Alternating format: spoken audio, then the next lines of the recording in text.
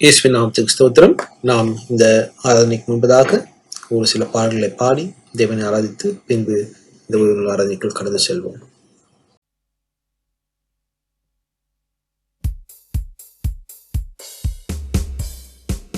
ஜெயம் கொடுக்கும் தேவனுக்கு கோடி கோடி ஸ்தோத்திரம். வாழ்வளிக்கும் இயேசு ராஜாவுக்கு வாழ்நாளெல்லாம் ஸ்தோத்திரம். ஜெயம் கொடுக்கும் தேவனுக்கு கோடி கோடி ஸ்தோத்திரம். வாழ்வளிக்கும் இயேசு ராஜாவுக்கு வாழ்நாளெல்லாம் ஸ்தோத்திரம். அல்லேலூயா அல்லேலூயா பாடுவே, ஆனந்த தோனியா உயர்த்துவே. அல்லேலூயா அல்லேலூயா பாடுவே, ஆனந்த தோனியா உயர்த்துவே. ஜெயம் கொடுக்கும் தேவனுக்கு கோடி கோடி ஸ்தோத்திரம். வாழ்வளிக்கும் இயேசு ராஜாவுக்கு வாழ்நாளெல்லாம் ஸ்தோத்திரம். நீதியின் கரத்தினார் தாங்கி நடத்துவார். நீதியின் கரத்தினார் தாங்கி நடத்துவார். கர்த்தரே என் பலன், எதற்குமே அஞ்சிடே. கர்த்தரே என் பலன், எதற்குமே அஞ்சிடே. ஜெயம் கொடுக்கும் தேவனுக்கு கோடி கோடி ஸ்தோத்திரம்.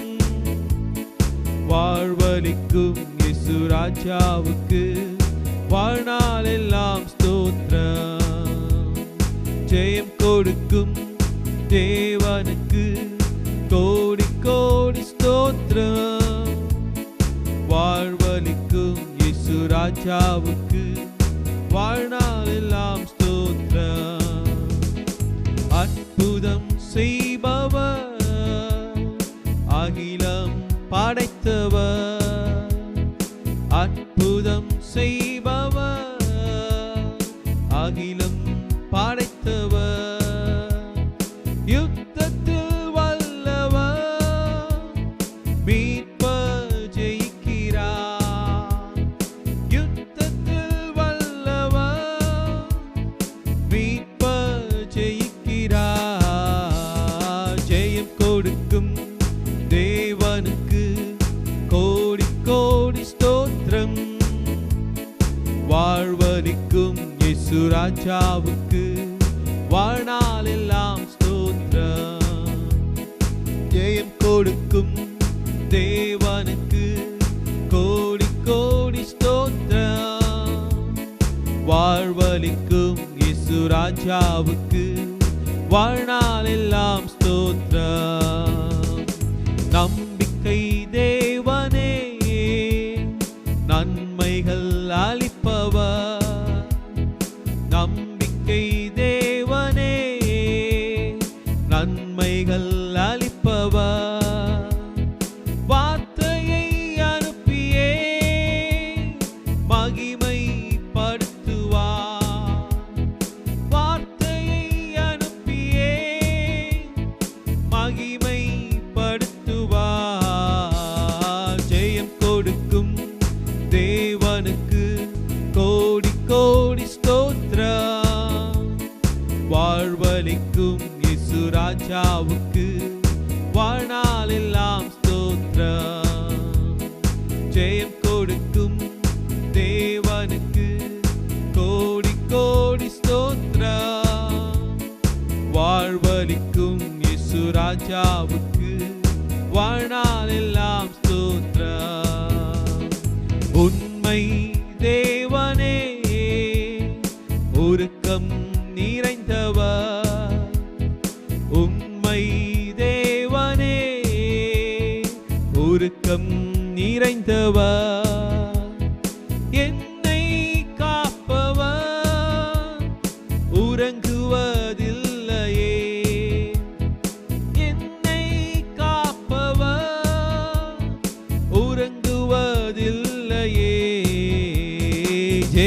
கொடுக்கும் தேவனுக்கு கோடி கோடி ஸ்தோத்திரம். வாழ்வளிக்கும் இயேசு ராஜாவுக்கு வாழ்நாளெல்லாம் ஸ்தோத்திரம். ஜெயம் கொடுக்கும் தேவனுக்கு கோடி கோடி ஸ்தோத்திரம். வாழ்வளிக்கும் இயேசு ராஜாவுக்கு வாழ்நாளெல்லாம் ஸ்தோத்திரம். ஜெயம் கொடுக்கும் தேவனுக்கு கோடி கோடி ஸ்தோத்திரம். வாழ்வளிக்கும் இயேசு ராஜாவுக்கு வாழ்நாளெல்லாம் ஸ்தோத்திரம். ஜெயம் கொடுக்கும் தேவனுக்கு கோடி கோடி ஸ்தோத்திரம். வாழ்வளிக்கும் இயேசு ராஜாவுக்கு வாழ்நாளெல்லாம் ஸ்தோத்திரம்.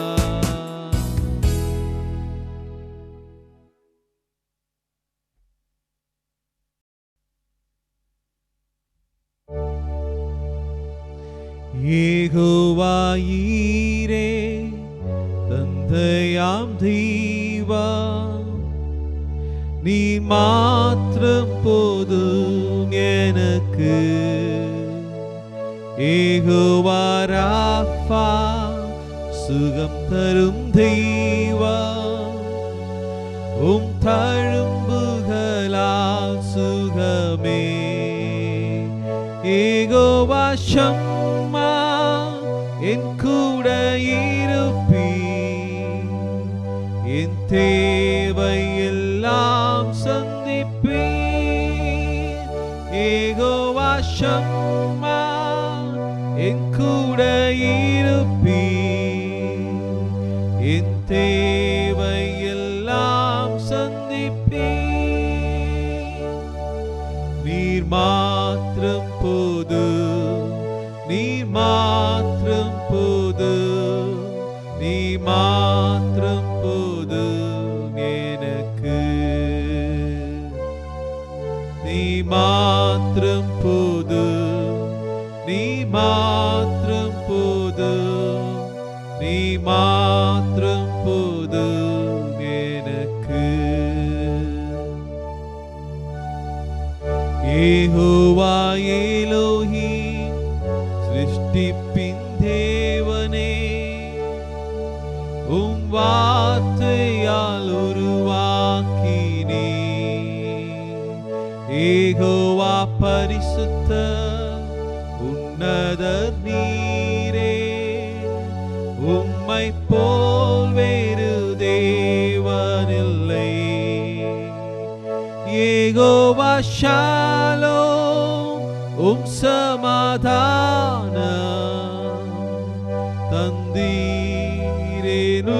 தந்தீரேனுள்ளத்திலே. யெகோவா ஷாலோம் உம் சமாதானம் தந்தீரேனுள்ளத்திலே. நீர் மாத்திரம் போது, நீர் மாத்திரம் போது, நீர் மாத்திரம் போது எனக்கு. நீர் மாத்திரம் போது, நீர் மாத்திரம் போது, நீர் மாத்திரம் போது எனக்கு. இயேசுவே நீரே என் ஆத்மநேச, என் மேலே வலவன்பு குந்தே. என்னையே மீட்க உம்மையே தந்தே, உம் அன்புக்கு இணையில்லையே. என் வாழ்நாள் முழுதும் உமக்காக வாழ்வே. நீரே என்றென்றும் போதும், என் வாழ்நாள் முழுதும் உமக்காக வாழ்வே. நீரே என்றென்றும் போதும்.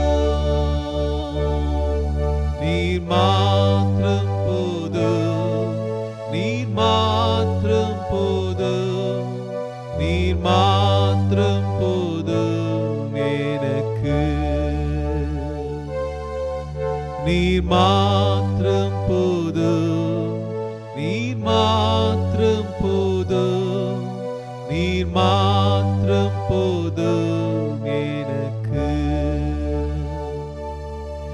நீர் மாத்திரம் போதும், நீர் மாத்திரம் போதும், நீர் மாத்திரம் போதும் எனக்கு. நீர் மாத்திரம் போதும், நீர் மாத்திரம் போதும், நீர் மாத்திரம் போதும் எனக்கு.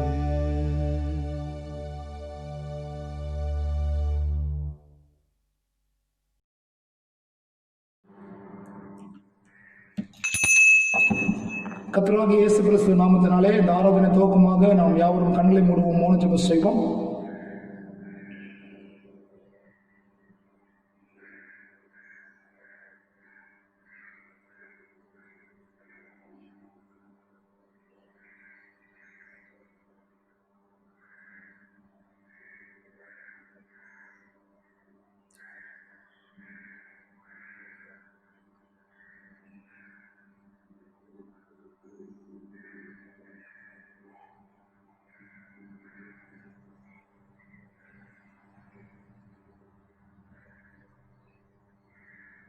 ஆமென். நாம் யாவரும் ஒன்றிணைந்து துதிகீதங்களில் உள்ள 188வது பாடலை நாம் யாவரும் ஒன்றிணைந்து நாம் பாடுவோம். துதிகீதங்களில் உள்ள 188வது பாடல்.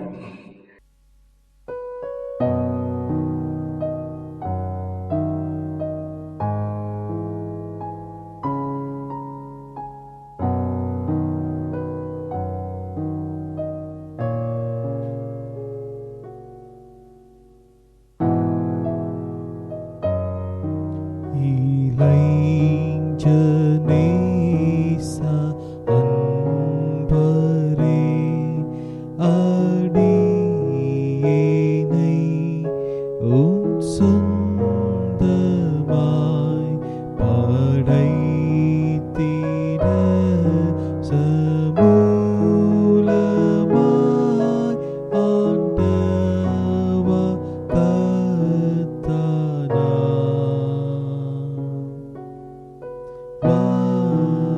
வந்தேன் இளமை காலை என்னையே படைப்பேன் வாக்கு படியே பின்வையேன் ஒன்றும் இப்போதே பூரண ஆவலா.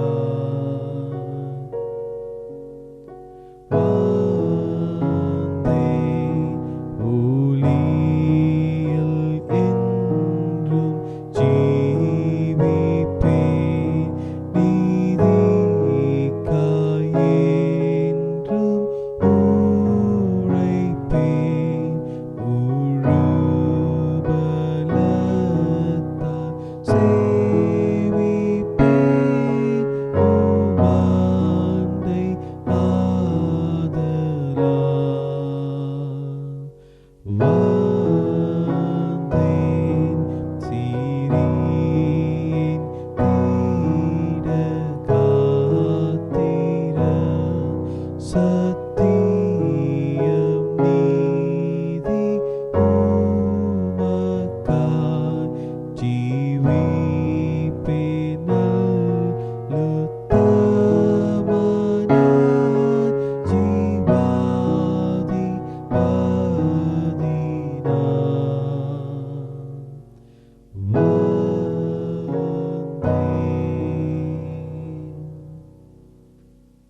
நாம் யாவரும் ஒன்றிணைந்து கர்த்தராகிய இயேசு கிறிஸ்து நாமத்தினாலே நாம் ஜெபம் செய்வோம். கர்த்தராகிய இயேசுவின் நாமத்தினாலே நாம் ஜெபிப்போம்.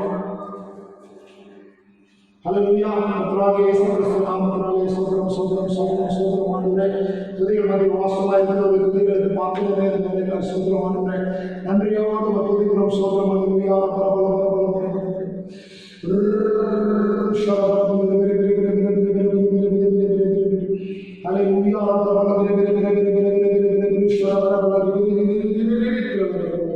ஹல்லேலூயா.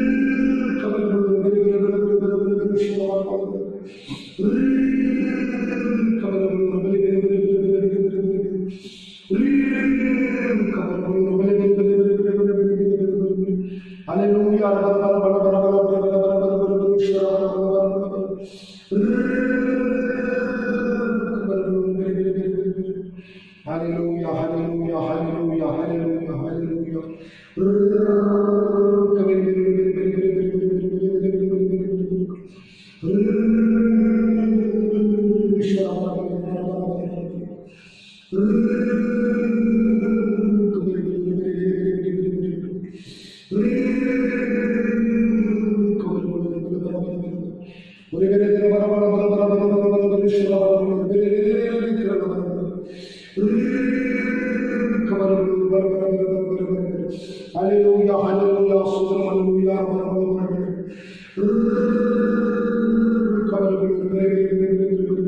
hallelujah, ஜீவனுள்ளவரே, ஜீவனுள்ளவரே, ஜீவனுள்ளவரே, சோதரம், hallelujah,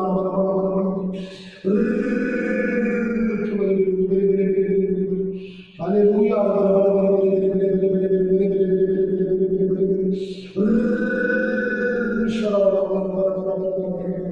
ஒரு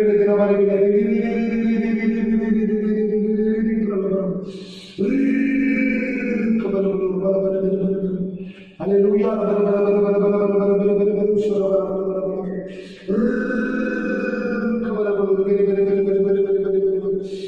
Hallelujah. Sodram. ஜீவனுள்ள தேவாதி தேவனே, பரிசுத்தரே, பரிசுத்தரே, பரிசுத்தரே, ஒருவரும் சேரக்கூடாத ஒளியில் வாசம் பண்ணுகிறவரே, இந்த நாளுக்காக வேலைக்காக சோதரம்.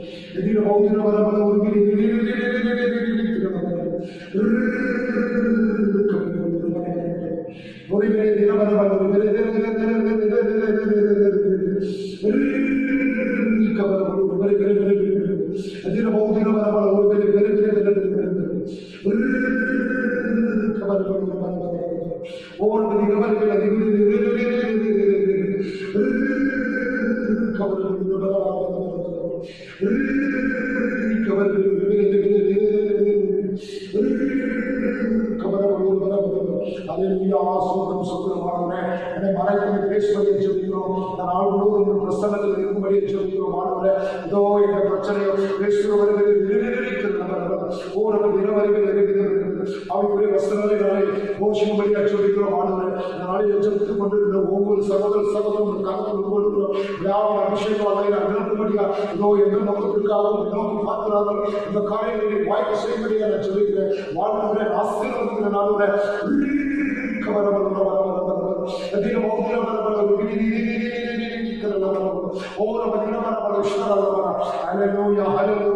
ஜீவனுள்ளவரே,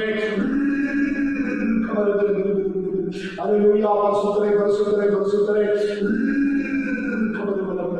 Hallelujah, சோதரம் ஆண்டவரே, உலகத்தின் தேவனையும் சோதரம், ஒளியான தேவாதி தேவனையும் இந்த நாளுக்காக வேலைக்காக சோதரம். Hallelujah, இயேசு கிறிஸ்து நாமத்தினாலே வாழ்த்துகிறோம், ஆசீர்வதிக்கிறோம். ஆண்டவரே,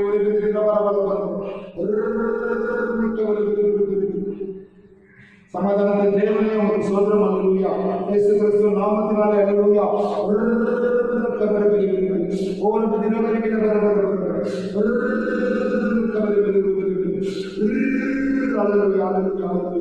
இயேசு கிறிஸ்து நாமத்தினாலே.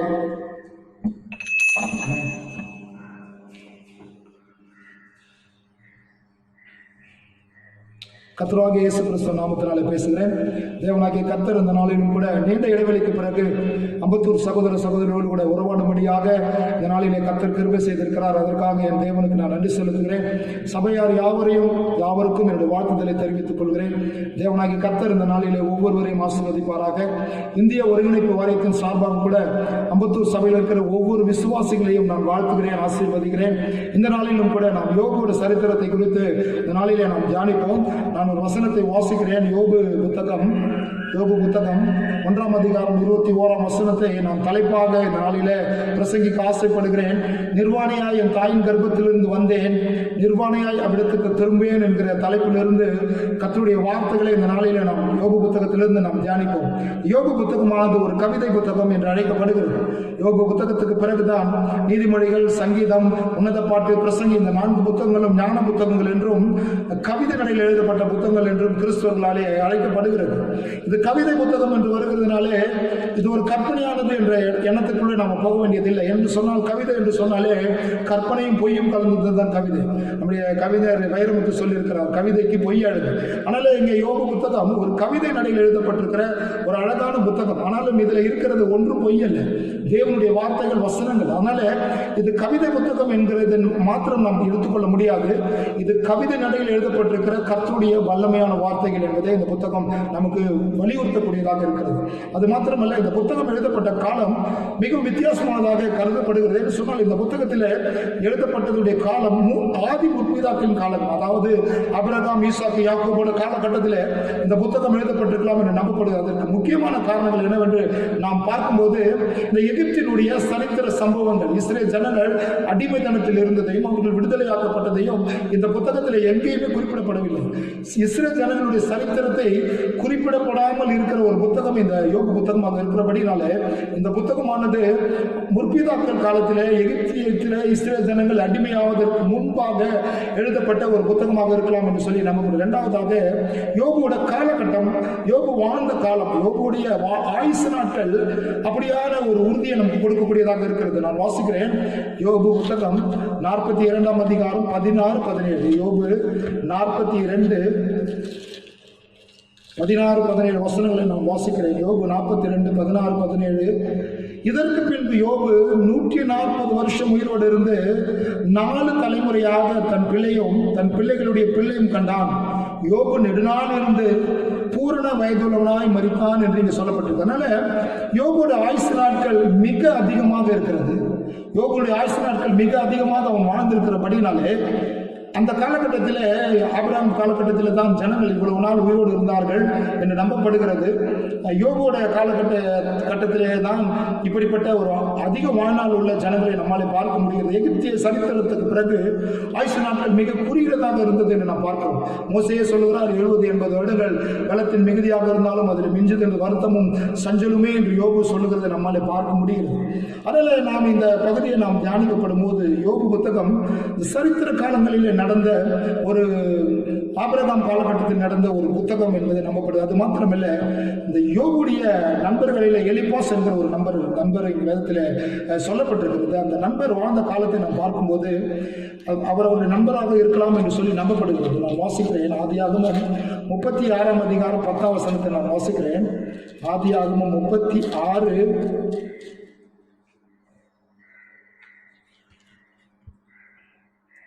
10 வசனம்.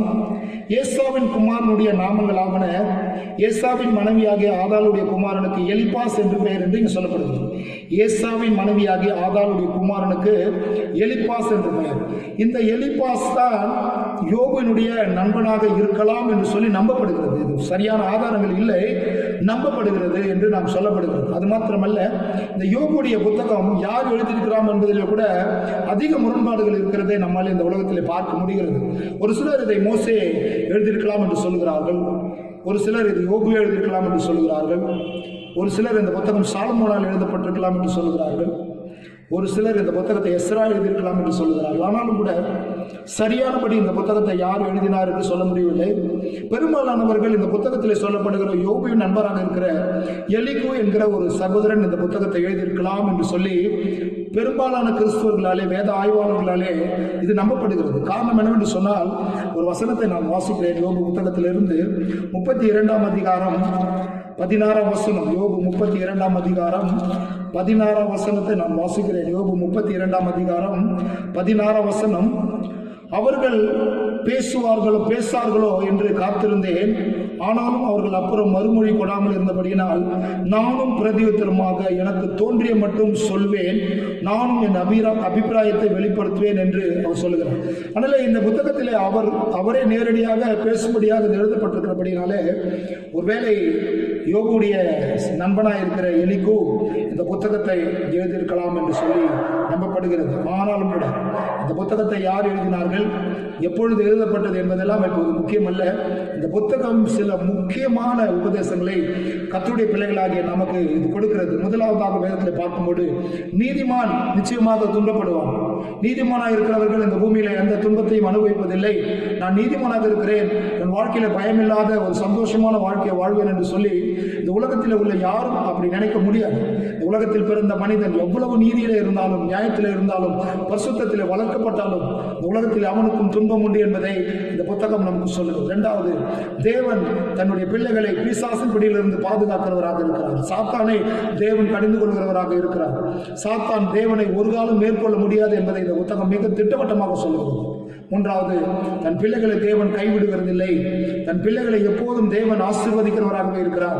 ஒரு நாளும் ஒருபோதும் தன்னுடைய பிள்ளைகளை கைவிடாத தேவனாக அவர் பாதுகாக்கிறவராக இருக்கிறார் என்பதை இந்த புத்தகம் மிக தெளிவாக சொல்லக்கூடியதாக இருக்கிறது. நான்காவதாக, மன திரும்புதல் தேவனுடைய பிள்ளைகளுக்கு அவசியம் என்பதை கூட இந்த புத்தகம் நமக்கு வலியுறுத்தக்கூடியதாக இருக்கிறது. அதனாலே 4 காரியங்களை இந்த புத்தகம் தேவனுடைய பிள்ளைகளுக்கு உபதேசமாக வலியுறுத்துகிற ஒரு புத்தகமாக இருக்கிறது. அதனால இந்த நாளிலும் கூட நாம் இந்த யோபு புத்தகத்திலிருந்து சில முக்கியமான பகுதிகளை நாம் தியானிப்போம். இந்த நாளிலே யோபு சொன்ன இந்த வசனம் மிக பிரபலமான ஒரு வேத வசனமாக இருக்கிறது. தாயின் நிர்வாணியாய் என் தாயின் கர்ப்பத்திலிருந்து வந்தேன், நிர்வாணியாய் அவ்விடத்துக்கு திரும்புவேன். கர்த்தர் கொடுத்தார், கர்த்தர் எடுத்தார், கர்த்தருடைய நாமத்துக்கு சோதரம் என்று சொன்னார். எப்பொழுது சொன்னான் என்று சொன்னால், யோபு தன்னுடைய வாழ்க்கையில எல்லாவற்றையும் எழுந்து நின்ற போது சொன்னான். இந்த வசனத்தை வார்த்தையை சொல்வதற்கு கர்த்தருடைய பிள்ளைகளாகிய நமக்கு ஒவ்வொருவருக்கும் இந்த நாளிலும் கூட அப்படிப்பட்ட விசுவாசமும் தைரியம் இருக்கிறதா யோசித்து பார்க்க வேண்டும். இது தேவனுடைய பிள்ளையுடைய வாழ்க்கை, தேவனுடைய பிள்ளையுடைய மிக ஒரு உன்னதமான விசுவாச வார்த்தையாக இருக்கிறது. நிர்வாணியாய் என் தாயின் கர்ப்பத்திலிருந்து வந்தேன், நிர்வாணியாய் அவ்விடத்துக்கு திரும்புவேன். கர்த்தர் கொடுத்தார், கர்த்தர் எடுத்தார், கர்த்தருடைய நாமத்துக்கு சோதரம் என்று யோபு சொன்னது போல ஒருவேளை என் வாழ்க்கையில நான் எல்லாவற்றையும் எழுந்து நிற்கும் போது என்னாலே இந்த வார்த்தையை சொல்ல முடியுமா? யோபு சொன்னார். காரணம் என்னவென்று சொன்னால், ஒரு அடிப்படையான ஒரு உண்மை யோபுவோட வாழ்க்கை குறித்து சொல்லுகிறது. அது என்னவென்று சொன்னால், யோபு இந்த உலக வாழ்க்கையை சார்ந்து வாழவில்லை என்பதுதான் அது அடிப்படையான நோக்கமாக இருக்கிறது. இந்த வார்த்தை அவரால் ஏன் சொல்ல முடிந்தது? அவர் இந்த உலகத்தின் ஐஸ்வர்யத்தின் மீது அன்பு வைக்கவில்லை, இந்த ஐஸ்வர்யத்தை சார்ந்து வாழாத ஒரு வாழ்க்கையை அவர் வாழ்ந்தார். யோபுடைய வாழ்க்கையில் என்ன நடந்தது என்பதை இந்த நாளிலே நாம் கூட சிந்திப்போம். யோபு 1ஆம் அதிகாரம் 7-8 வசனங்களை நான் வாசிக்கிறேன். யோபு 1ஆம் அதிகாரம் 7-8 வசனங்கள். கர்த்தர் சாத்தானை பார்த்து, யாரிலிருந்து நான் வாசிக்கிறேன். ஒரு நாள் தேவபுத்திரர் கர்த்தருடைய சன்னதியில் வந்து நின்ற போது சாத்தானும் அவர்கள் நடுவிலே வந்து நின்றான். கர்த்தர் சாத்தானை பார்த்து, நீ எங்கிருந்து வருகிறாய் என்றார். சாத்தான் கர்த்தருக்கு பிரதியுத்தரமாக, பூமி எங்கும் உலாவி இது சுற்றி திரிந்து வருகிறேன் என்றான். கர்த்தர் சாத்தானை நோக்கி, என் தாசனாகிய யாக்கோபின் மேல் கவனம் வைத்தாயோ? உத்தமனும் சன்மார்கனும் தேவனுக்கு பயந்து பொல்லாப்புக்கு விலகுமாகி அவனைப் போல பூமியில் ஒருவனும் இல்லை என்றார். அதனால முதலாவதாக இந்த பகுதியை நாம் யோசித்து பார்க்க வேண்டும். ஒரு நாள் தேவ புத்திரர்கள் தேவனுடைய சமூகத்தில் வந்து நிற்கும் போது சாத்தானும் அங்கு வந்து நின்றான். ஏன் சாத்தான் அங்கு வந்து நின்றான்? தேவன் உத்தரவு கொடுக்க வேண்டும். பிசாசாகிய அவன் யோபுவை சோதிப்பதற்கு உத்தரவு கேட்டு வந்து நின்றான். ஏன் உத்தரவு கேட்டான்? அவனால யோபுவை நெருங்க முடியவில்லை என்பதை இந்த பகுதி மிக தெளிவாக சொல்லுகிறது. கர்த்தருடைய பிள்ளைகளை பிசாசு நெருங்க முடியாது என்பதை தேவ பிள்ளைகளாகி நாம் புரிந்து கொள்ள வேண்டும். எப்போது கர்த்தருடைய வார்த்தையிலும் வசனத்திலும் நாம் நிலைத்திருக்கும் போது பிசாசு நம்மிடத்தில் என்ன செய்ய முடியாது? நெருங்க முடியாது. நாம் தேவ பிள்ளைகள், தேவனுக்கு கீழ்ப்படுகிற பிள்ளைகள், தேவனுடைய வசனத்திலே நாம் வாழும்போது நமக்கும் பிசாசுக்கும் ஒரு பெரிய ஒரு வேலையை தேவனாகிய கர்த்தர் நம்முடைய வாழ்க்கையில கொடுத்திருக்கிறார். இங்கே பார்க்கிறோம், அவன் பூமி எங்கும் சுற்றி உலாவி வந்த அவன் சொல்லுகிறான், வந்து நிற்கிறேன் என்று சொன்னான். அப்போது கர்த்தர் பார்த்து கேட்கிறார், என் தாசனாகிய யாக்கோபின் மேல் கவனம் வைத்தாயோ என்று சொல்லி கேட்டார். இது மிக ஒரு அற்புதமான ஒரு பகுதி, நாம் சிந்திக்க வேண்டும். பிசாசு யோபு குறித்து ஒன்றுமே இங்கு சொல்லவில்லை. அவன் வந்து நிற்கிறான். தேவன் கேட்கிறார், நீ யார், எதற்காக வந்து நின்றாய்? யோபின் மீது உன்னுடைய கவனம் இருக்கிறதா என்று சொல்லி கேட்டான். இதிலிருந்து இந்த பகுதியிலிருந்து எதை தெரிகிறது? தேவன் தன்னுடைய பிள்ளைகளுடைய வாழ்க்கையில் நடக்கிற எல்லா காரியத்தையும் அறிந்தவராக இருக்கிறார். பிசாசு நான் யோபுவை சோதிக்க வேண்டும் என்று வந்து நிற்கிறேன் என்று தேவனிடத்தில் சொல்லவில்லை. தேவன் அந்த உரையாடல் இடையே யோபுவை குறித்து பிசாசிடத்தில் பேசுகிறார். பிசாசு பேசவில்லை, தேவன் பேசுகிறார். என்று சொன்னால் தேவன் அறிந்திருந்தார் பிசாசு எதற்காக என் சமூகத்திலே வந்து நிற்கிறான் என்பதை அறிந்திருந்தார். பிசாசாலே என் பிள்ளையாக யோபுவை ஒன்றும் செய்ய முடியாமல் புதமருகிட்டு ஓடி திரும்பி வந்திருக்கிறான் என்பதை தேவன் அறிந்திருந்தார். இவனாலே என் பிள்ளையை ஒன்றும் செய்யாத முடியாதபடிக்கு என் பிள்ளை இந்த பூமியில உத்தமனும் சன்மார்கனும் தேவனுக்கு பயந்து பொல்லாப்புக்கு விலகுறவனுமாய் வாழ்ந்து கொண்டிருக்கிறான் என்பதை தேவன் அறிந்தார். சாட்சி கொடுக்கிறார் தேவன் அவனை பார்த்து, உன் கவனம் ஏன் யோபுவின் மீது போனது? அவன் உத்தமனும் சன்மார்கனும் தேவனுக்கு பயந்தவனுமாய் இருக்கிறான் என்று சொன்னார். பிசாசு ஒரு சவாலை தேவனிடத்தில் வைக்கிறான். என்ன சவால் கொஞ்சம் யோசித்து பாருங்கள். மிக அருமையான ஒரு கேள்வியை பிசாசு தேவனுக்கு முன்பாக வைக்கிறான். அதற்கு சாத்தான் 9ஆம் வசனத்தை நான் வாசிக்கிறேன். அதற்கு சாத்தான் கர்த்தருக்கு பிரதியுத்தரமாக, யோபு விருதாவாகவா தேவனுக்கு பயந்து நடக்கிறான்? நீர் அவனையும் அவன் வீட்டையும் அவனுக்கு உண்டான எல்லாவற்றையும் சுற்றி வேலி அடைக்கவில்லையோ? அவன் கைகளின் கிரியை ஆசீர்வதித்து அவனுக்கு சம்பத்து தேசத்தில் பெருகிற்று. ஆனாலும் நீ கையை நீட்டி அவனுக்கு உண்டானதையெல்லாம் தொடுவீரானால் அப்பொழுது அவன் உமது முகத்துக்கு எதிரே உம்மை தூஷிக்கிறானா பாரும் என்று சொன்னான். கிறிஸ்துவுக்குள் பிரியமானவர்களே, இன்றைக்கு நாம் எப்படிப்பட்ட விசுவாசத்தை கர்த்தர் மீது வைத்திருக்கிறோம்? பிசாசு கர்த்தரை பார்த்து சொல்லுகிறான், ஏன் இந்த ஜனங்கள் உம்மை இந்த பூமியிலே துதிக்கிறார்கள்? ஏன் உமக்கு கீழ்ப்படிந்து வாழ்கிறார்கள்?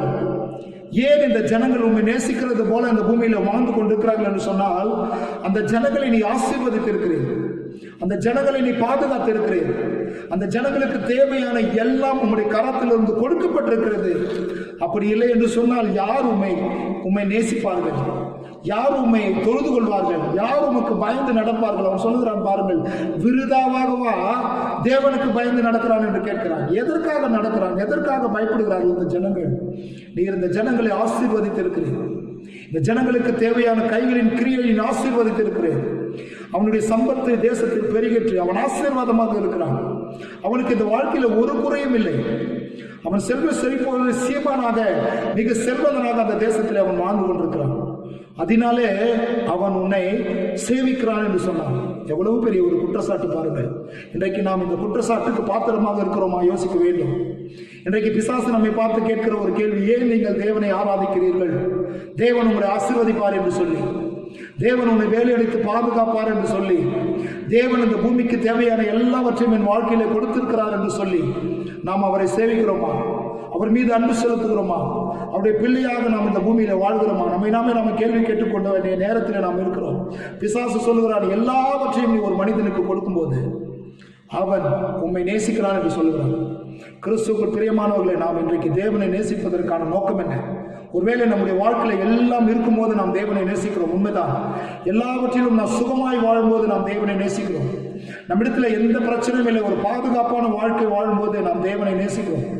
ஒருவேளை நாம் எல்லாவற்றையும் இழக்கும் போது, இந்த பூமிக்குரிய காரியங்கள் எல்லாவற்றையும் நாம் இழக்கும் போது நாம் தேவன் மீது நாம் எப்படிப்பட்ட அன்பை வெளிப்படுத்துவோம்? யோசித்து பார்க்க வேண்டும். பிசாசு சொல்லுகிறான், ஒருவேளை இந்த ஆசீர்வாதங்களை எல்லாம் எடுத்து போட்டீர் என்று சொன்னான், அவன் விருதாவாகவா உனக்கு பயந்து நடக்கிறான்?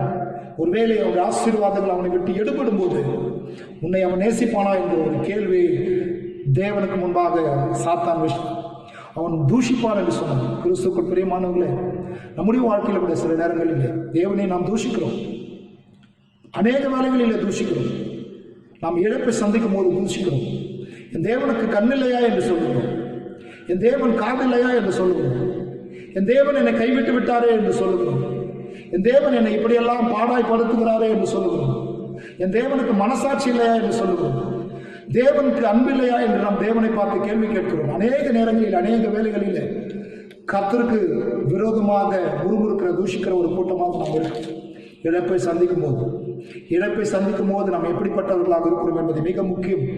எல்லாம் நம்மை சுற்றி அரணான ஒரு வாழ்க்கை வாழும்போது நாம் நேசிப்பது அல்ல, கர்த்தரை நேசிப்பது என்பது எல்லாவற்றையும் நாம் இழக்கும் போது, எல்லாவற்றையும் நாம் இழந்து நிற்கும் போது நாம் எப்படிப்பட்ட ஒரு அன்பை தேவன் மீது நாம் செலுத்துகிறோம் என்பதை இந்த பகுதி நமக்கு மிக தெளிவாக நமக்கு சொல்லக்கூடியதாக இருக்கிறது. தேவன் சொன்னார், எல்லாவற்றையும் எழுது, அவனிடத்திலிருந்து எடுத்து சாத்தானை நோக்கி 12ஆம் வசனத்தை நான் வாசிக்கிறேன்.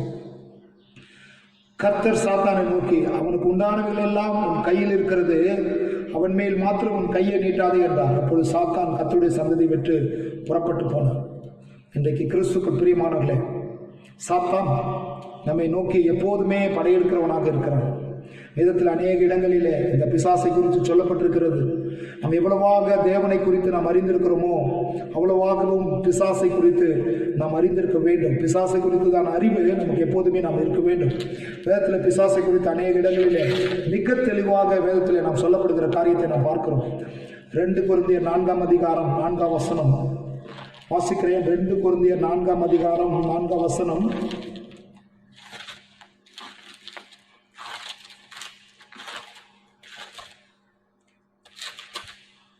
2 கொரிந்தியர் 4:4 தேவனுடைய சாயலாய் இருக்கிற கிறிஸ்துவின் மகிமையான சுவிசேஷத்தின் ஒளி அவிசுவாசி அவர்களுக்கு பிரகாசமாய் இராதபடிக்கு இப்பிரபஞ்சத்தின் தேவனானவன் அவருடைய மனதை கூடாக்கினான்.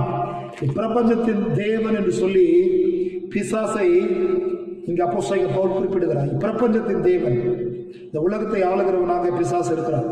இயேசு கிறிஸ்து சோதிக்கப்படும் போது இயேசு கொண்டு போய் மலையிலே நிறுத்தி சொன்னான், இந்த உலகத்தை பார், இந்த உலகத்தை உன்னிடத்திலே நான் தருகிறேன், என்னை நீ பணிந்து கொள் என்று சொன்னான். அப்பளப்போ சாத்தானே என்று தேவனாகிய கர்த்தர் சொன்னதை நாம் வேதத்தில் வாசிக்கிறோம். அதனால் இந்த உலகம் அவருடைய கையில் இருக்கிறது என்பதை நாம் புரிந்து கொள்ள வேண்டும். எபேசியர் 2:2 கூட நான் வாசிக்கிறேன். எபேசியர் 2:2 மீண்டுமாக அப்போஸ்தலனாகிய பவுல் இந்த பிசாசை குறித்து சொல்லும்போது அதிகார பிரபுவாகிய பிசாசு என்று சொல்லுகிறார். ஆவிக்கேற்றபடி அவன் நடந்து கொண்டான். அதிகார பிரபு என்று சொல்லி எபேசியர் 2:2 பிசாசானவனை குறித்து இங்கே சொல்வதை நாம் பார்க்கிறோம். 1 பேதுரு 5:8 நாம் பார்க்கும்போது பேதுரு இப்படியாக பிசாசை குறிப்பிடுகிறார். 1 பேதுரு 5:8 நாம் பார்க்கும்போது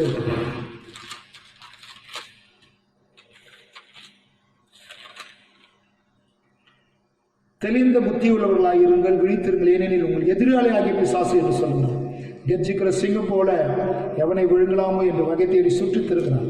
அதனாலே யோபுவை சரித்திரத்தை பார்க்கும்போது பிசாசு சொன்னான், பூமி எங்கும் சுற்றி திரிந்து வருகிறேன். இங்கே பேதுரு சொல்லுகிறார், ஒரு கர்ஜிக்கிற சிங்கம் போல எவனை விழுங்கலாம் என்று சுற்றி திரிந்து வந்து பிசாசு தேவனுடைய சந்ததியிலே வந்து நின்றான். யோபுவின் மீது கவனம் வைத்தான். யோபுவை சோதிக்க நினைத்தான். யோபுக்குடைய ஆசீர்வாதங்களை குறித்து தேவனோடு வாக்குவாதம் செய்தான். உன்னை ஏன் அவன் நேசிக்கிறான்? ஏன் உனக்கு அவன் பயந்து நடக்கிறான்? அவனை சுற்றிலும் வேலி அடைத்து ஒரு ஆசீர்வாதமான ஒரு வாழ்க்கையை அவனுக்கு கொடுத்திருக்கிறேன், அதனாலே அவன் உன்னை விருதாவாகவா நேசிக்கிறான்? அவனுடைய வாழ்க்கை ஆசீர்வாதமாக இருக்கிறது என்பதனாலே தான் உன்னை நேசிக்கிறான் என்று சொல்லி அந்த கர்த்தருக்கு முன்பாக ஒரு சவாலை வைத்தான். தேவன் அவனுக்கு அனுமதி கொடுத்தான். அவனுக்கு உண்டானவைகள் எல்லாம் நீ எடுத்துவிடு என்று சொல்லி அவனுக்கு உண்டானவைகள் எல்லாம் அவன் எடுத்தான். மிக ஒரு ஒரு ஒரு ஒரு ஒரு காட்சி மாறுகிறது. இதுவரையிலும் நடந்த சம்பவங்கள் வேறு. இப்போது அடுத்த ஒரு சூழ்நிலையை இங்கே வேதத்தில் நான் வாசிக்கிறோம். 13ஆம் வசனத்திலிருந்து நான் பார்க்கும்போது அவனுக்கு உண்டான கழுதைகள் எடுத்துக்கொள்ளப்பட்டது. 14ஆம் வசனத்தில் சொல்லப்படும்போது அவனுடைய கழுதைகள் எல்லாருமே என்ன செய்தது என்று சொன்னால், முழுமையாக அவனுடைய கழுதைகளை அவனுடைய எதிரியாகிய சபையர் என்று சொல்லப்படுகிற ஒரு இனம் அவனுடைய கழுதைகளை எல்லாம் எடுத்துக்கொண்டு போய்விட்டார்கள். அவருடைய வேலையாட்களை எல்லாம் வெட்டி போட்டார்கள் என்று சொல்லப்பட்டிருக்கிறது. அடுத்ததாக பார்க்கிறோம், அவருடைய ஆடுகள் 16ஆம் வசனத்தில் நாம் பார்க்கும்போது ஒரு ஆடு, அவருடைய மந்தையானது முழுமையாக அவனை விட்டு எடுத்துக்கொள்ளப்பட்டது, அழிக்கப்பட்டது என்று நம் வேதத்தில் சொல்லப்பட்டிருக்கிறது. 17ஆம் வசனத்தில் நாம் பார்க்கும்போது கல்தையர் வந்து அவன் ஒட்டகங்களை எல்லாம் விழுந்து அவைகளை ஓட்டிக்கொண்டு போய்விட்டார்கள், ஒட்டகங்களை எல்லாம் அவன் இழந்தான் என்று சொல்லி 17ஆம் வசனம் சொல்லுகிறது. 19ஆம் வசனத்தை நாம் பார்க்கும்போது அவருடைய பிள்ளைகள் எல்லோருமே மரித்து போனார்கள் என்று வேதத்தில் சொல்லப்பட்டிருக்கிறது. 10 பிள்ளைகளும் ஒரே நாளிலே மரித்து போனார்கள். அதனாலே முதலாவதாக அவனுடைய வாழ்க்கையில அவனுக்கு இருந்த ஆஸ்திகள் எடுக்கப்பட்டது என்பதை முதலாவது வேதம் பதிவு செய்திருக்கிறது. நம்முடைய வாழ்க்கையில எது நாம் ஆசீர்வாதம் என்று எண்ணுகிறோம்? நம்மை சுற்றி இருக்கிற ஆசீர்வாதம் என்று நாம் எதை எண்ணுகிறோம்?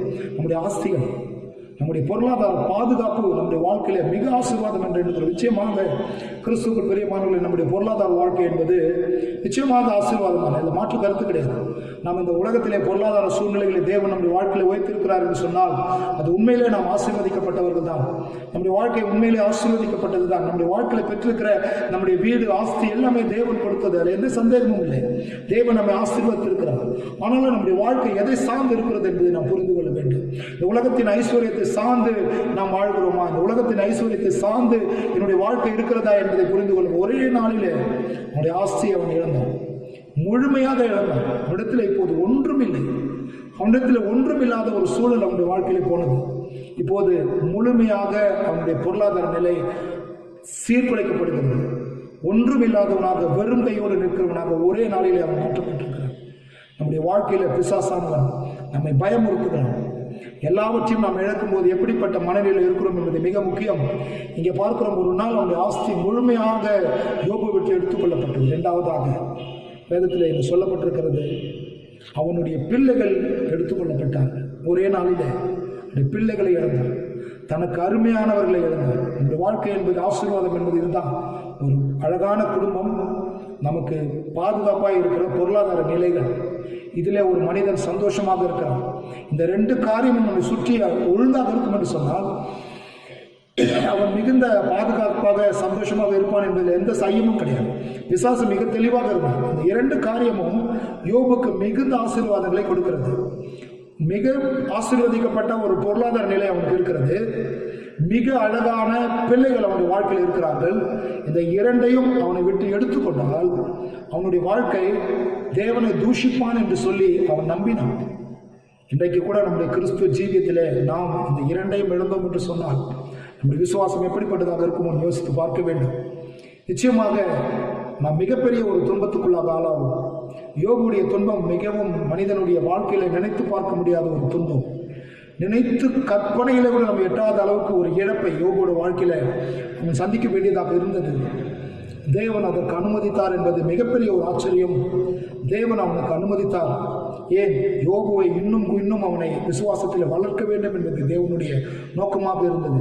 அவனுக்கும் ஒரு மனம் திரும்புதல் தேவைப்பட்டது என்பதை தேவனுடைய நோக்கமாக இருந்தது. அதில் முதலாவதாக ஒரு துன்பத்தை யோபுடைய வாழ்க்கையில தேவன் அனுமதிக்கிறார். கிறிஸ்துக்குள் பிரியமானவர்களே, நம்முடைய வாழ்க்கையை விட பாடுகளின் வழியாய் நாம் கடந்து போக வேண்டியவர்களாக இருக்கிறோம்.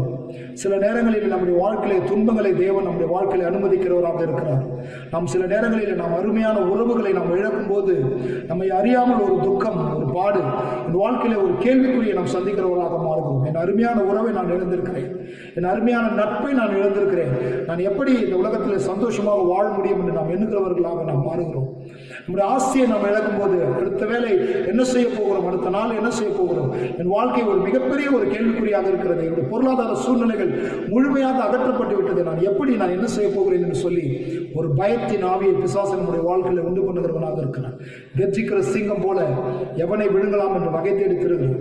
ஒரு சிங்கம் இருக்குல்ல, அது கர்ஜிக்கும் போது ஏறக்குறைய 5 to 7 கிலோமீட்டர்ஸ் அந்த சிங்கத்தினுடைய சத்தம் கேட்கும் என்று அந்த ஒரு விலங்கியல் ஆய்வாளர்கள் சொல்லுகிறார்.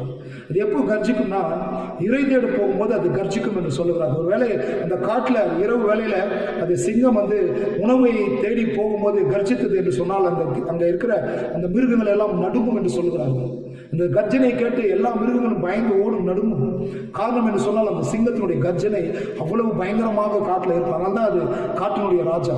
இங்கே பார்க்கிறோம், கர்ஜிக்கிற சிங்கம் எப்படி இறை தேட புறப்பட்டு அது தன்னுடைய இரையை வீழ்த்தாமல் விடாதோ அது போல பிசாசானவன் எவனை விழுங்கலாம் என்று கர்ஜிக்கிற சிங்கம் போல அலைந்து திரிகிறான் என்று இங்க பேதுரு சொல்லுகிறது நாம் வேதத்தில் வாசிக்கிறோம். சிங்கம் கர்ஜிக்கும் போது எப்படி ஒரு பயம் வருகிறதோ அது போல கர்த்தருடைய பிள்ளைகளுடைய வாழ்க்கையில பிசாசு முதலாவது பயத்தின் ஆவியை நமக்கு கொடுக்கிறான், பயமுறுத்துகிறான். இந்த வாழ்க்கை குறித்துதான ஒரு பயம் நமக்குள்ளே வருகிறது.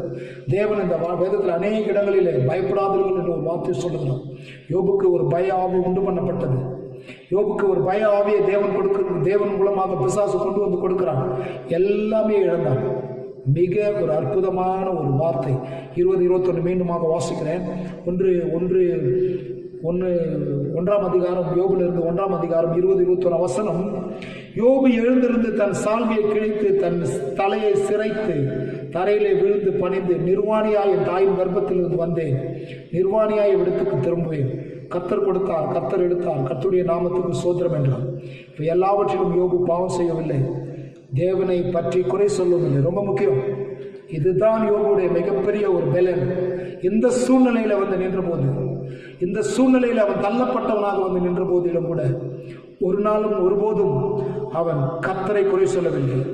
முறுமுறுக்காதவனாக இருந்தான். முறுமுறுக்காத ஒரு வாழ்க்கை சூழல் அவனுக்கு யோபுக்கு இருந்தது.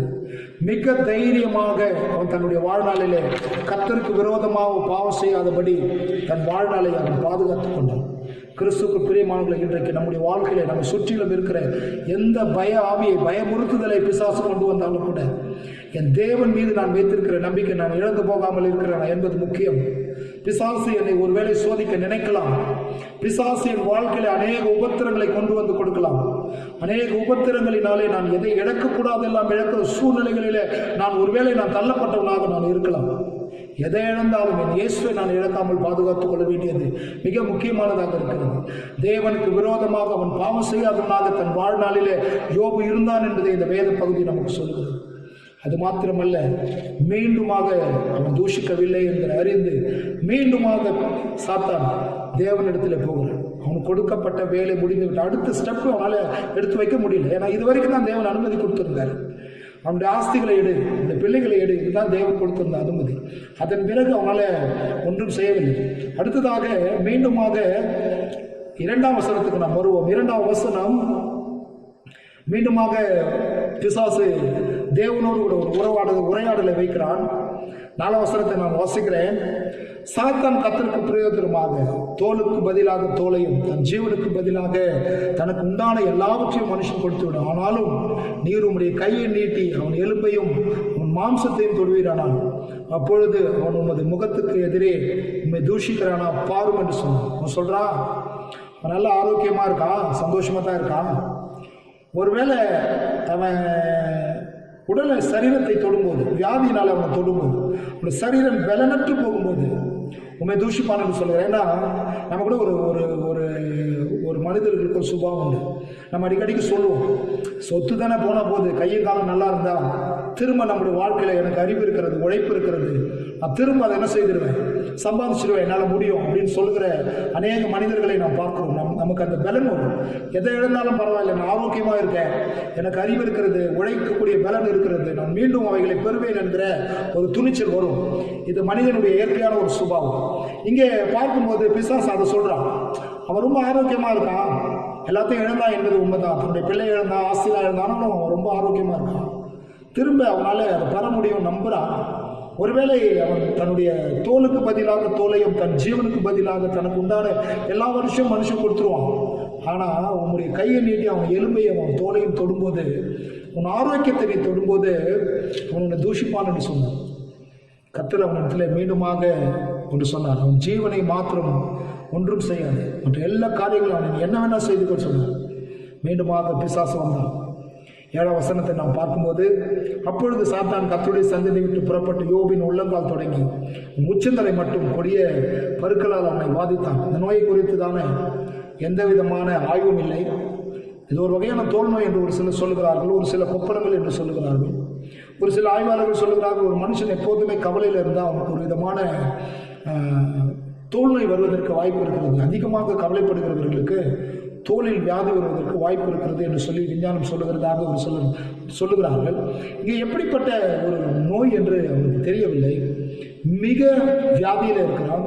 ஒரு அருவருப்பான ஒரு தோல் வியாதி உண்மையிலே அருவருப்பானது. நம்ம கூட நம்ம பக்கத்தில் யாராவது ஒரு தோல் வியாதி இருந்துச்சுன்னா நம்ம பக்கத்தில் பேசுவதற்கு பழகுவதற்கு நம்ம இடத்துல அருவருப்பார்கள். எப்படிப்பட்ட வியாதி வந்தாலும் நம்ம இடத்துல பேசுகிற பழகிறவர்கள் கூட ஒரு தோல் வியாதியிலே நாம் இருக்கிறோம். நம்முடைய உடலெல்லாம் புண்ணு இருக்கிறது என்று சொன்னால், தோல் வியாதியிலே நாம் அரிப்பு எடுத்து நாம் தோல் வியாதியில பாதிக்கப்பட்டிருக்கிறோம் என்று சொன்னால் நம்ம இடத்துல நெருங்குவதற்கு யோசிப்பார்கள். ஒரு அருவருப்பாக தோல் வியாதி கருதப்படுகிறது. இங்கே பார்க்கிறோம், ஒரு தோல் வியாதினாலே தன்னுடைய சரீர ஆரோக்கியத்தை இழந்தான். மிகவும் மோசமாக அவன் பாதிக்கப்பட்டான் என்று வேதம் இங்கே நமக்கு சொல்லுகிறது. ஒரு வியாதியினாலே அவன் பாதிக்கப்பட்டான். அடுத்ததாக பிசாசு மூன்றாவதாக அவன் ஆரோக்கியத்தில் கை வைத்தான். முதலாவது அவன் ஆசைகளை எடுத்தான். இரண்டாவதாக அவனுடைய வாழ்க்கையில அவன் நெருக்கமாக அவனுக்கு உறவாய் இருந்த தன் பிள்ளைகளை எல்லாம் அவன் எடுத்து பிரித்து விட்டான் அவனை விட்டு. மூன்றாவதாக அவன் ஆரோக்கியத்தில் கை வைத்திருக்கிறான். கிறிஸ்துவுக்குள் பிரியமானவர்களே, நாம் மூன்றாவதாக இந்த காரியத்தை மிக கவனமாக யோசிக்க வேண்டும். பல வேளைகளிலே நாம் நம்முடைய சரீரத்தை பிசாசு தொடும்போது, வியாதியிலே நாம் பாதிக்கப்படும் போது நாம் தேவனை தூஷிக்கிறோம். பல நாட்களாக நான் ஜெபித்துக் கொண்டிருக்கிறேன், என் வியாதி என்னை விட்டு போகவில்லையே, என் சரீர பலவீனம் என்னை விட்டு போகவில்லையே, என் தேவனுக்கு கண் இல்லையா, என் தேவனுக்கு காது இல்லையா, நான் தொடர்ந்து ஜெபிக்கிறேன், என் வியாதி என்னை விட்டு போகவில்லை என்று சொல்லி தேவனுக்கு விரோதமாக முறுமுறுக்கிற தூஷிக்கிறவராக நாம் மாறுகிறோம். இங்கே பார்க்கிறோம், ஒரு வியாதியிலும் கூட யோபு தன் விசுவாசத்தை காத்துக்கொண்டான் என்று வேதம் சொல்லுகிறது. தன்னுடைய வாழ்க்கையில மூன்றாவது மிகப்பெரிய ஒரு இழப்பை இழந்தார். சரீரம் என்பது, சரீர பலன் என்பது மிகப்பெரிய செல்வம் என்று சொல்வார்கள். உடல் ஆரோக்கியம் என்பது மிகப்பெரிய ஒரு ஆசீர்வாதம் என்று சொல்வார்கள். அந்த ஆசீர்வாதத்தை கூட யோபு இழந்தான். பிசாசு அந்த ஆசீர்வாதத்தை கூட யோபிடத்திலிருந்து எடுத்து போட்டான் என்பதாக இந்த வேத பகுதி நமக்கு சொல்லுகிறது. அதனாலே இந்த நாளிலும் கூட நம்ம யோசித்து பார்க்க வேண்டும். ஒருவேளை என் வாழ்க்கையில பலவீனங்கள் இருக்கிறதா, ஒருவேளை நான் வியாதியிலே பாதிக்கப்பட்டிருக்கிறேன், தொடர்ச்சியாக என்னை சரீர பலவீனங்கள் என்னை ஆட்கொண்டு என்னை துன்பத்திலே ஆழ்த்தி கொண்டே இருக்கிறதா, நாம் கவலைப்பட தேவையில்லை. என் தேவன் பெரியவர், என் தேவன் சர்வ வல்லவர், அவர் பரிகாரியாகிய கர்த்தர். அவர் இந்த தேசத்தில் இருக்கிற எந்த நோயிலிருந்தும் என்னை நிச்சயமாக அவர் என்னை பாதுகாக்கிறவராக இருக்கிறார். அவர் பரிகாரி என்று வேதம் சொல்லுகிறது. ஒரு சுகம் தருகிற தேவன் என்பதை நாம் வேதத்தில் வாசிக்கிறோம். ஒருவேளை இன்றைக்கு நான் நோயின் பிடியில் இருக்கிறேன், நோயின் பயத்தில் நான் இருக்கிறேன், நோயின் பயத்தில் நான் தேவனை தூஷிக்கிற நிலைக்கு நான் தள்ளப்பட்டவனாக இருக்கிறேன், நோயின் பயத்தில் பிசாசுடைய சித்தத்தை நிறைவேற்றுகிறவனாக என் வாழ்க்கையில் நான் இருக்கிறேன் என்று சொன்னால், இந்த நாளில் நீங்கள் பயப்படாதிருங்கள். யோபுவை நீங்கள் ஒரு உதாரணமாக வைத்துக் கொள்ளுங்கள். யோபு ஒரு நோயின் பிடியிலிருந்து கூட தேவனை தூஷிக்காமல் தன்னுடைய ஜீவனை அவன் பாதுகாத்துக் கொண்டான் என்பதாக வேதம் சொல்கிறது. நாம் எந்த சூழ்நிலையிலும் நாம் நோயின் பிடியிலிருந்து கூட தேவனை நாம் தூஷிக்காமல் இருக்கிறவர்களாக நாம் இருக்க வேண்டும். எப்படிப்பட்ட வியாதியாய் கூட இருக்கலாம். இந்த வியாதியினாலே நாம் அநேக சோர்வுகளை சந்திக்கிறவர்களாக இருக்கலாம். பிசாசனுடைய ஆயுதம் இந்த உலகத்தில் வியாதி என்பதை நாம் கர்த்தருடைய பிள்ளைகள் அறிந்திருக்க வேண்டும். அநேக நேரங்களில் வியாதியினால் நம்முடைய விசுவாசத்தை பிசாசு சோதிப்பான் என்பதை நாம் இந்த உலகத்தில் நாம் அறிந்திருக்க வேண்டும். ஒரு பெரும்பாடு உள்ள ஒரு ஸ்திரீ 18 வருடங்கள் கர்த்தருடைய இயேசு கிறிஸ்துவை காணும் வரையிலும் அவருடைய வியாதி அவளை விட்டு போகவில்லை. ஒரு நாள் தேவனை சந்தித்தாள். தேவனுடைய வஸ்திரத்தை தொட்டாலாகிலும் நான் சொஸ்தமாவேன் என்று சொல்லி தொட்டாள். அவருடைய வாழ்க்கையில் ஒரு நாளிலே மாற்றம். அந்த தொட்ட மாத்திரத்தில் அவள் சொஸ்தமானதை உணர்ந்தாள். காரணம் என்ன? தேவன் இந்த உலகத்தில் எப்படிப்பட்ட வியாதியும் குணமாக்கக்கூடிய வல்லவர் என் வாழ்க்கையில் இருக்கிறார் என்பதை நான் புரிந்து கொள்ள வேண்டும். சில நாட்கள், சில வேளைகள், சில வருடங்கள் என் வாழ்க்கையில் இந்த நோயின் பிடியில் நான் சிக்கி தவித்தாலும் கூட என்னை சுகம் தருகிற தேவன் என் வாழ்க்கையில் இருக்கிறார்.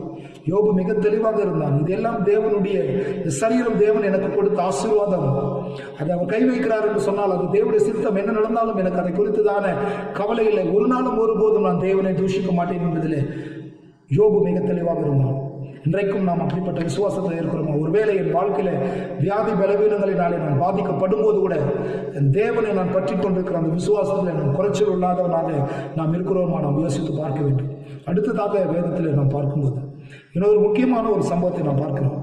யோபு 2ஆம் அதிகாரம் 9ஆம் வசனத்தை நாம் வாசிக்கிறோம். அப்பொழுது அவன் மனைவி அவனை பார்த்து, நீர் இன்னும் உம்முடைய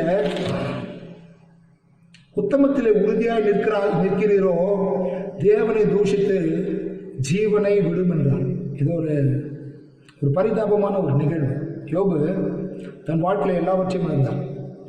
ஒரு இழக்கக்கூடாத இடத்திலிருந்து ஆறுதலையும் அவர் இழந்திருக்கிறார். ரொம்ப முக்கியம்.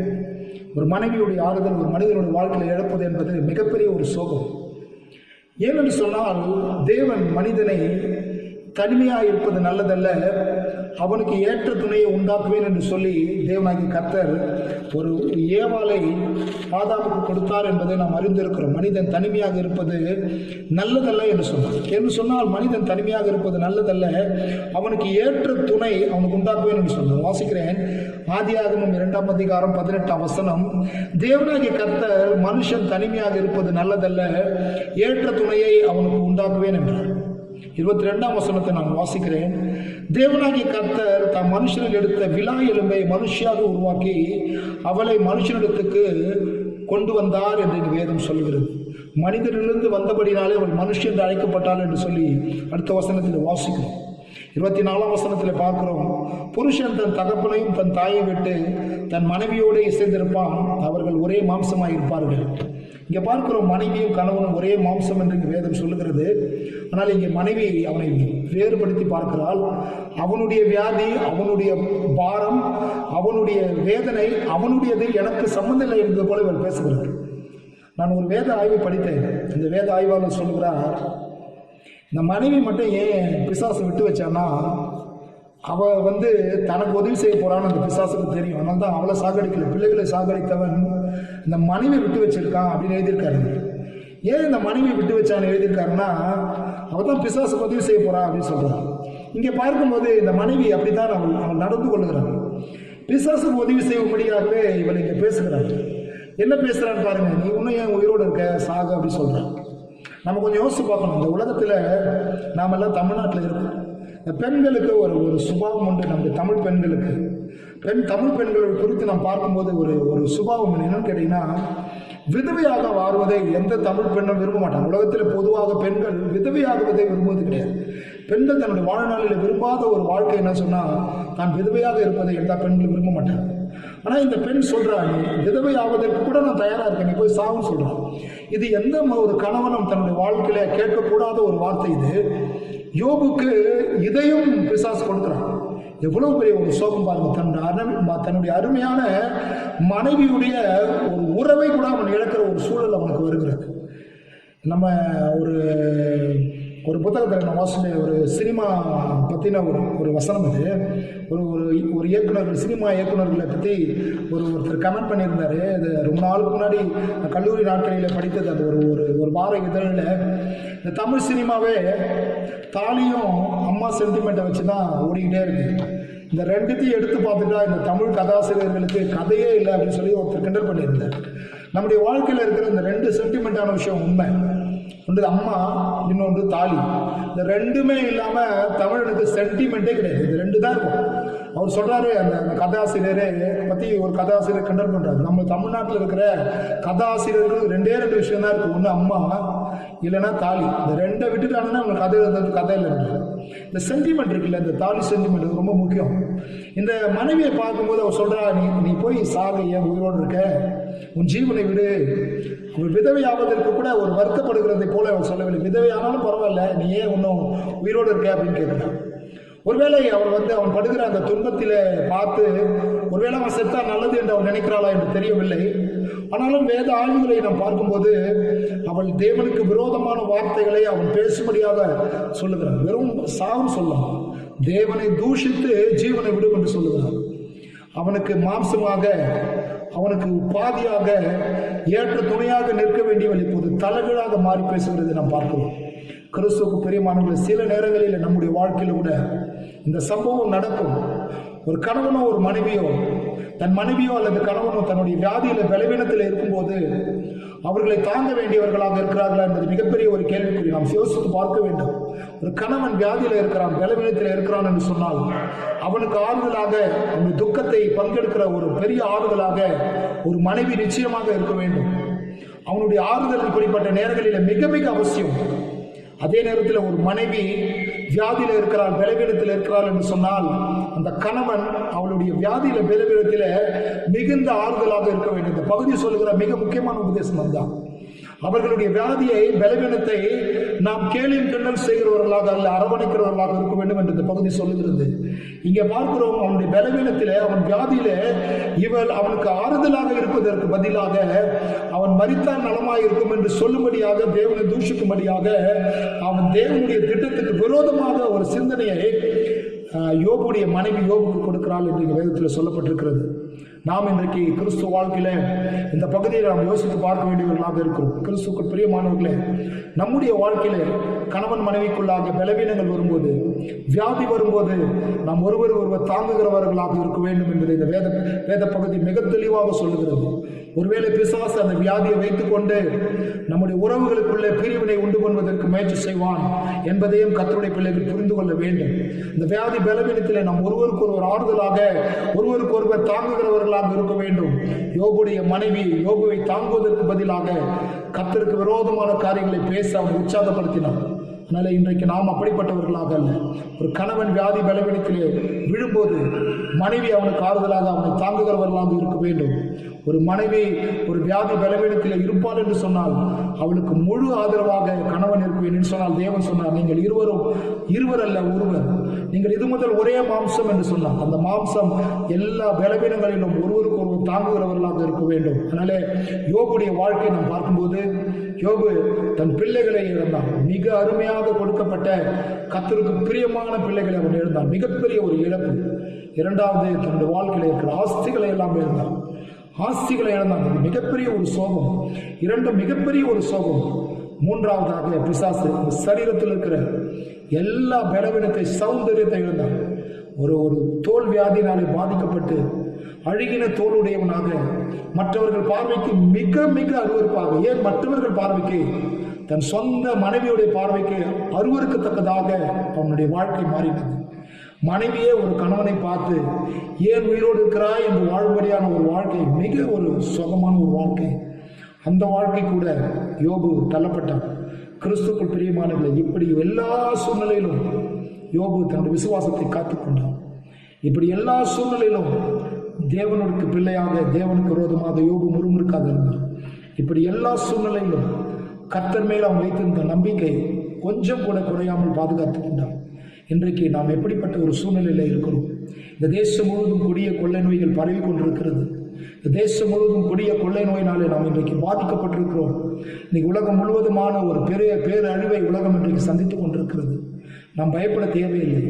நம் கர்த்தருடைய ஜனங்கள் பய ஆவிய பிசாசு நமக்கு கொண்டு வருவான். பய ஆவியினாலே நம்முடைய விசுவாசத்தை கெடுத்து போட பிசாசு நினைப்பான். பய ஆவியினாலே நாம் தேவனை விட்டு தூரமாவதற்கு நம்மை பிசாசு தூண்டுவான். நாம் இந்த பூமியிலே நாம் யாருக்காகவும் எந்த சூழ்நிலைக்காகவும் நான் பயப்பட தேவையில்லை. நான் இயேசு கிறிஸ்துடைய பிள்ளை. இயேசு கிறிஸ்து எனக்காக ரத்தம் சிந்தி என்னை மீட்டெடுத்திருக்கிறார். இந்த பூமியிலே அவர் வந்தார். இந்த பூமியிலே அவருடைய கரத்தின் பிள்ளையாக நான் இருக்கிறேன். அவர் எனக்காக செய்த காரியம் ஏராளம். அதனாலே நான் இயேசு எனக்காக மரித்த ஒரு தேவனுடைய பிள்ளை. நான் இந்த பூமியில விசேஷத்த ஜனமாக இருக்கிறோம். காரணம், நான் கர்த்தருடைய பிள்ளை. எனக்காக என் தேவன் உயிரையே கொடுத்து மீட்டெடுத்திருக்கிறார். ஒரு வசனத்தை நான் வாசித்து இந்த நாளுக்குரிய நான் செய்தியை நான் முடிப்பேன். தொடர்ச்சியாக நான் யோபுடைய புத்தகத்தை அடுத்த செய்தியில நான் உங்களோடு கூட சந்திப்பதற்காக ஒரு வாய்ப்பு கிடைத்தால் யோபு புத்தகத்தை நாம் தொடர்ந்து நாம் தியானிப்போம். கடைசியாக ஒரு செய்தியை கூட, ஒரு வசனத்தை கூட நான் வாசித்து இந்த செய்தியை நான் முடிக்கிறேன். லூக்கா எழுதின சுவிசேஷம் 12ஆம் அதிகாரம் 7ஆம் வசனத்தை நான் வாசிக்கிறேன். லூக்கா எழுதின சுவிசேஷம் 12ஆம் அதிகாரம் 7ஆம் வசனம். உங்கள் தலையில் உள்ள மயிரெல்லாம் எண்ணப்பட்டிருக்கிறது, ஆகையால் பயப்படாதிருங்கள். அநேகம் அடைக்கலான் குருவிகளை பார்க்கலும் நீங்கள் விசேஷித்தவர்களாக இருக்கிறீர்கள். தேவனாகிய கர்த்தருடைய வார்த்தை எவ்வளவு அற்புதமானது. உன் தலையில் உள்ள மயிரெல்லாம் எண்ணப்பட்டிருக்கிறது. உன் தலையில் உள்ள ஒரு மயிரும் உனக்கு தேவனுக்கு தெரியாமல் இந்த பூமியிலே கீழே விழப்போவதில்லை. அதனாலே நீங்கள் கவலைப்படாதீர்கள். அநேக அடைக்கலான் குருவிகளை காட்டில நீங்கள் விசேஷித்தவர்கள் அல்லவா? அவர்களுக்கு ஆகாரத்தை கொடுத்து அவர்களை போஷிக்கிற தேவன் நம்மையும் போஷிக்கிறவராக இருக்கிறார். அதனாலே இந்த பூமியில எதை கண்டும் இந்த பூமியிலே நாம் பயப்படாமல் இருப்போம். யோபு எல்லா சூழ்நிலையிலும் பயப்படாமல் தன்னுடைய ஆரம்ப காலத்து வாழ்க்கையை அவன் தொடங்கினான் என்று நாம் பார்க்கிறோம். அதனால யோபுடைய வாழ்க்கையிலே தன்னுடைய ஆசையை இழந்தான், தன்னுடைய பிள்ளைகளை இழந்தான், சரீரத்தினுடைய ஆரோக்கியத்தை இழந்தான், தன் மனைவியுடைய அன்பை இழந்தான். இன்னும் அநேக காரியங்கள் அவன் இழந்ததை குறித்து வேதத்திலே பதிவு செய்திருக்கிறது. தொடர்ச்சியாக அதை நாம் அடுத்த செய்தியிலே நாம் பார்ப்போம். இந்த நாளிலும் கூட தேவனாகிய கர்த்தர் யோபு மூலமாக உங்களோடு கூட உறவாடும்படியாக செய்ததுக்காக என் தேவனுக்கு நான் நன்றி செலுத்துகிறேன். தேவனாகிய கர்த்தர் உங்கள் ஒவ்வொருவரையும் ஆசீர்வதிப்பார். எல்லா துதிகன மகிமையும் தேவன் கர்த்தராகிய இயேசு கிறிஸ்து ஒருவருக்கு. அல்லேலூயா, ஆமென். இந்த நாளிலும் கூட நாம் ஒன்றிணைந்து துதிகீதங்களில் உள்ள 177வது பாடலை நாம் ஒன்றிணைந்து நாம் பாடுவோம். 177வது பாடலை நாம் யாவரும் ஒன்றிணைந்து நாம் பாடுவோம். 177.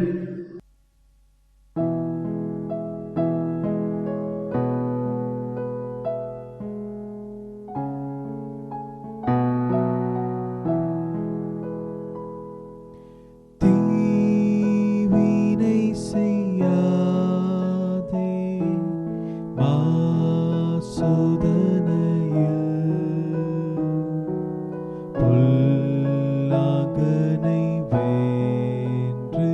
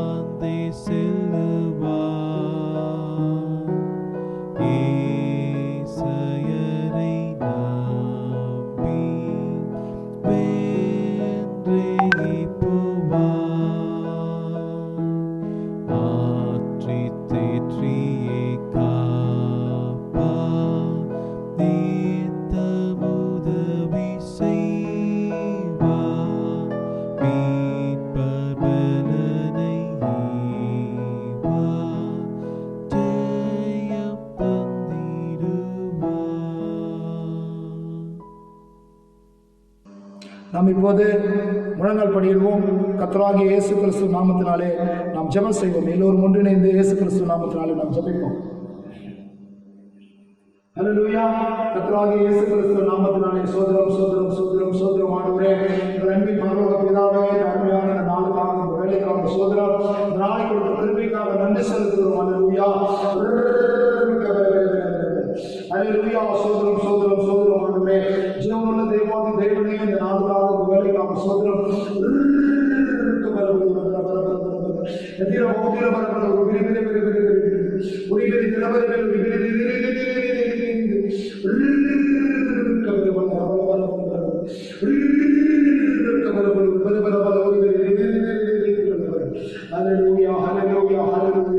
ஜீவனுள்ள தேவாதி தேவனே, இந்த நாளுக்காக இந்த வேலைக்காக சோதரம் கொடுத்த கிருபைக்காக நன்றி செலுத்துகிறோம். ஆண்டவரே, வானத்தை பூமியில் சகலத்தையும் உண்டாக்கினவரே, பரிசுத்தரே, ராஜாதி ராஜாவே, இந்த அருமையான இந்த நாளுக்காக இந்த வேலைக்காக சோதரம் கொடுத்த கிருபைக்காக நன்றி செலுத்துகிறோம். ஹல்லேலூயா. ஒவ்வொரு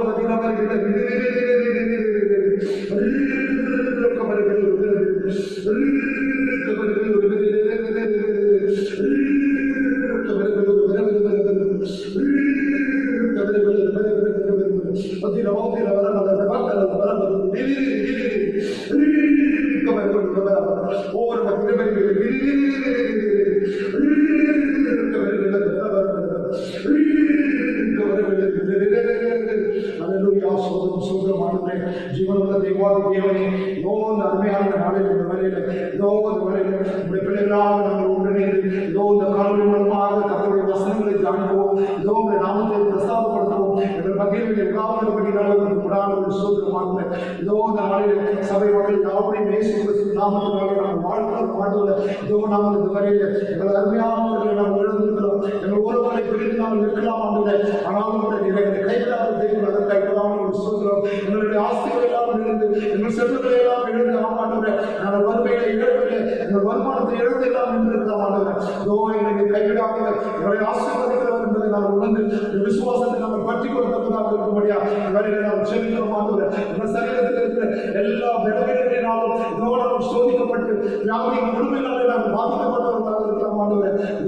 காய் சோதரம் ஆண்டவரை, எங்கள் விலகிகளை எல்லாம் மாற்றி எங்களை ஆசீர்வதிக்கிறவர், எங்களை சுகப்பட்டுள்ளவராக இருக்கிறேன் ஆண்டவரை. அதன் கைகளான சோதரம் ஆண்டவரை. நன்றி நன்றி ராஜா.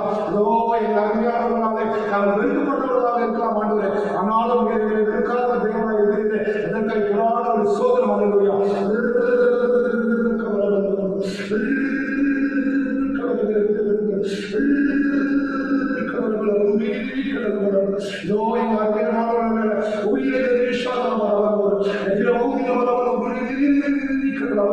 சமாதானத்தின் தேவனே, சமாதானத்தின் தேவனே, சமாதான பிரபுவை உங்கள் சோதரம். இந்த அருமையான நாளில் சபை மக்கள் யாவரையும் நாங்கள் வாழ்த்துகிறோம், ஆசீர்வதிக்கிறோம். ஆசீர்வதிக்கப்பட்ட ஜெபிக்கிறோம். இந்த நோயினாலே ஆசீர்வாதம் ஒவ்வொருவரை நிரப்படியாக சபைகளை நான் வாழ்த்துகிறேன், ஆசீர்வதிக்கிறேன், ஆசீர்வதிக்கிறேன். நேற்றும் இன்றும் என்றும் மாறாதவரை உங்கள் சோதரம். இந்த நாளை கொடுக்கிறேன், அதற்காக நன்றி. நாள் முழுவதும் சமூகத்தில் நாங்கள் நடக்கும்படியாக திரும்ப செய்து போகிறேன். நமக்கு நன்றி ராஜா. 1000 நாள் பார்க்கிறோம், பிரகாரத்தில் செல்லும் ஒரு நாள் நல்லது என்று சொல்லுகிறது. ஆமாண்டுமே இந்த பரிசுத்தமுள்ள தேவாதி தேவனே, இந்த பிரகாரத்தில் செல்ல ஒரு நாளாக நாம் இருக்கும்படியாக நாங்கள் செபிக்கிறோம்.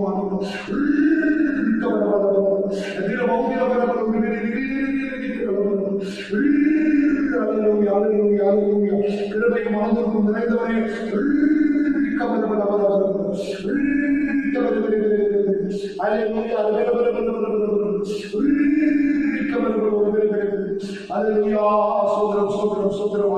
மகிமையின் ராஜாவே, மகிமையின் ராஜாவே, மகிமையின் ராஜாவே, மகிமையின் ராஜாவே, மீண்டுமாக நன்றியோடு துதிக்கிறோம். ஜெபித்துக் கொண்டிருக்கிற ஒவ்வொரு சகோதர சகோதரி ஆசீர்வதி, ஆசீர்வதி, ஆசீர்வதி மாண்டுகிறேன். ஒரு கைகளில் பிரயாசங்கள் ஆசீர்வதித்துக் கொண்டு மாண்டுகிறேன். தேவனாகி கற்றுக் கொடுக்கும் தேசத்தில் ஆசீர்வாதமாக இருப்பார். இந்த கையில் செய்யும் தொழிலாக ஆசீர்வாதமாக மாற்றுவேன் சொல்லுதேன். அருமையான நாளில் ஜெயிக்கிற ஒவ்வொரு பிள்ளைகளுடைய வாழ்க்கையில் கையில் செய்யும் தொழிலை ஆசீர்வாதமாய் மாற்றும்படியாக இந்த வரையில் நாங்கள் செல்கிறோம், சொல்லிக்கிறோம். பரிகாரம் சொல்லுகிறது. ஆமாண்டவரே, என்னுடைய வாழ்க்கையை எல்லாம் மாற்றக்கூடிய பரிகாரியாக இருக்கிறபடியாலே உங்களுக்கு சொல்கிறோம். இந்த நாளில் இந்த வரையில் உங்களுடைய சரீர எல்லாம் நீ மாற்றம் ஆண்டவரே. என் தேவனால் கூடாதது ஒன்றுமில்லை. நீ சொல்லாகும் ஆண்டவரே. விசுவாசிக்கிறவர்கள் தேவனுடைய மகிமையை காண்பார்கள் என்று சொல்கிறேன். விசுவாசிக்கிறோம். பலவீனத்திலோடு இருக்கிற வியாதியோடு இருக்கிற ஒவ்வொரு பிள்ளைகளுடைய வாழ்க்கையில ஏதோ ஒரு நாளில் அவர்கள் சுகம் பெறும்படியாக இந்த வழியில நாங்கள் ஜெபிக்கிறோம், சொல்லிக்கிறோம் ஆண்டவரே. இந்த நோக்கத்திற்காக உண்மை நோக்கி பார்க்கிறார்கள். அவர்கள் எந்த நோக்கத்திற்காக உண்மை நோக்கி இந்த நாளில் ஜெபித்துக் கொண்டிருக்கிறார்கள். இந்த காரியங்கள் எல்லாம் இந்த நாளில் நீ வாய்க்க செய்ய போகிறார்கள். அதற்காக போராடும் சோதரம் ஆண்டவரே. நன்றி நன்றி ராஜா, நன்றி ராஜா. வாதை உணவத்தை அழுகாது என்று சொன்ன தெய்வம் இதோ இந்த நாள் வரை இதோ இந்த வாதை நோய்களிலிருந்து எங்களை இந்த நாள் வரை பத்திரமாக நீ பாதுகாப்பு வைத்திருக்கிறது. அதற்காக போராடும் சோதரம் நன்றி ராஜா. இந்த நாள் வரை நீ செய்திருக்கிற எல்லா மேன்மையான திருமைக்காக நன்றி செலுத்துகிறோம். அல்லேலூயா.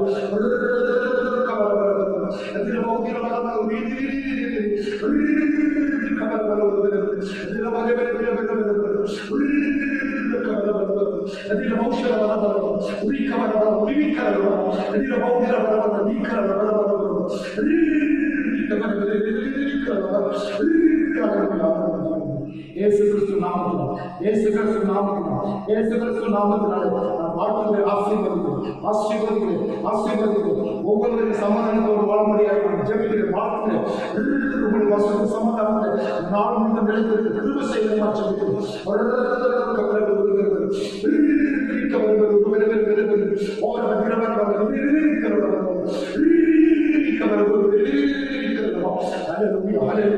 நன்றி நன்றி நன்றி தகவல். இந்த நாள் வரை ஒரே சுகமாக வைத்திருக்கிற திருவிழாக நன்றி. வரும் காலங்களில் ஆசிரியர் போகிற திருவிழாக நன்றி. நிறைய தேசத்தில் பழகும் கொடி கொள்ளும் சபை மக்கள் ஒவ்வொருவரையும் இந்த நாள் வரை கண்டி போல் பாதுகாத்து வைத்திருக்கிறது. அதற்காக சோதனம் வந்தது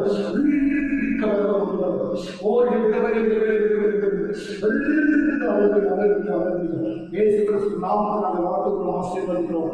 அல்லேலூயா. ஆமென்.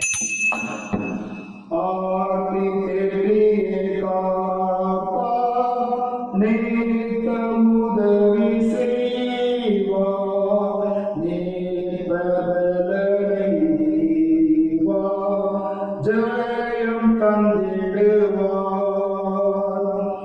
ஆட்டி தெளி காப்பா நீத்தம் உதவி செய்வார்.